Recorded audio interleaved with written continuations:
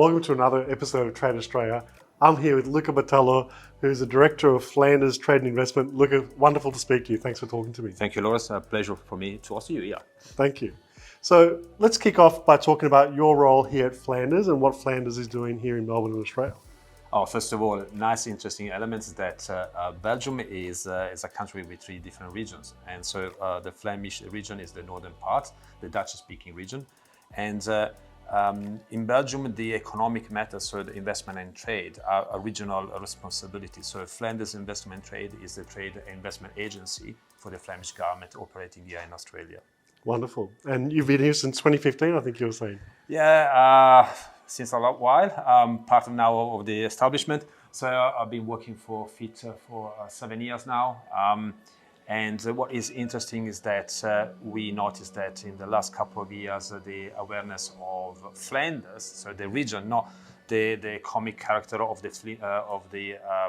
some sort of cartoon network, is more relevant in terms of economic export and import. So we do have a network of 87 offices in 75 countries. So even though it's a small region, we're quite active on international level. Wonderful. Luuka, tell us about the type of trade categories between, and investment categories for that matter as well, between Australia and Flanders and Belgium. Belgium is exporting roughly 2.3, 2.4 billion of euro to Australia every year. So we noticed that there is a trend, a positive trend, 10% on each year. Of course, the COVID period for us was quite a mix because, of course, reduced export in terms of the usual commodities. But we had 750 million of euro export of vaccines because, for example, the vast majority of the vaccine for COVID-19 used in Australia were produced in Flanders, in Belgium, exported to here. So we do have chemical and medicals. Of course, there's a major category. We then have also machinery. And as you can expect, food and beverage, but not chocolate and beer.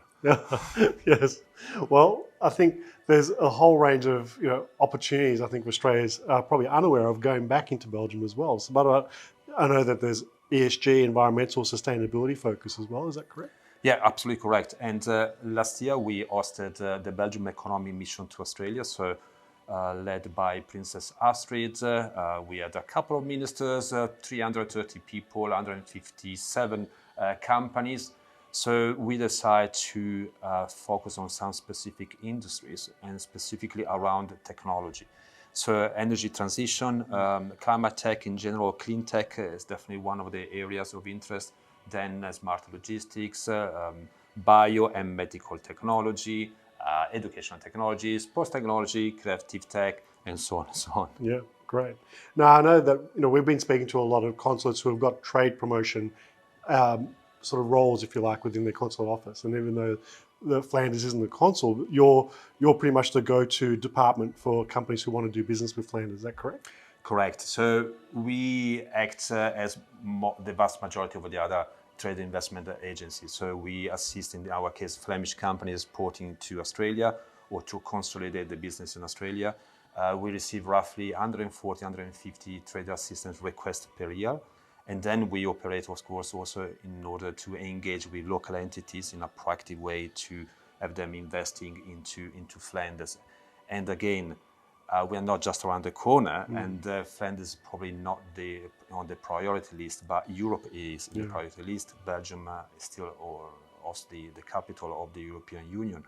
And Belgium is located in a way that it's not France, it's not Germany, so it's easier, it's say a soft landing for many companies from Australia.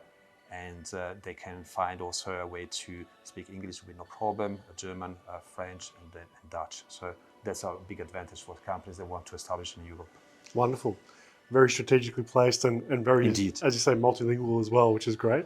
Tell us about some of the initiatives you might have planned for 2024.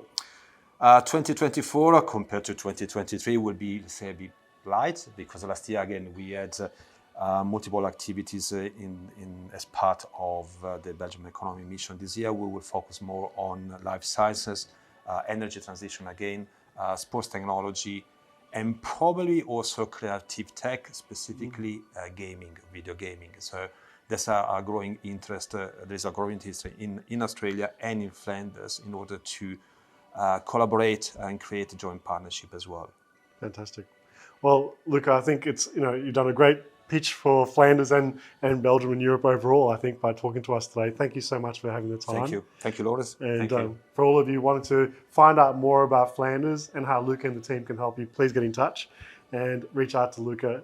There's, as you say, there's so many categories there that are really emerging in Australia and need to get on top of. Great. Thank you much. Thank you. Thanks, Luca. Thank you.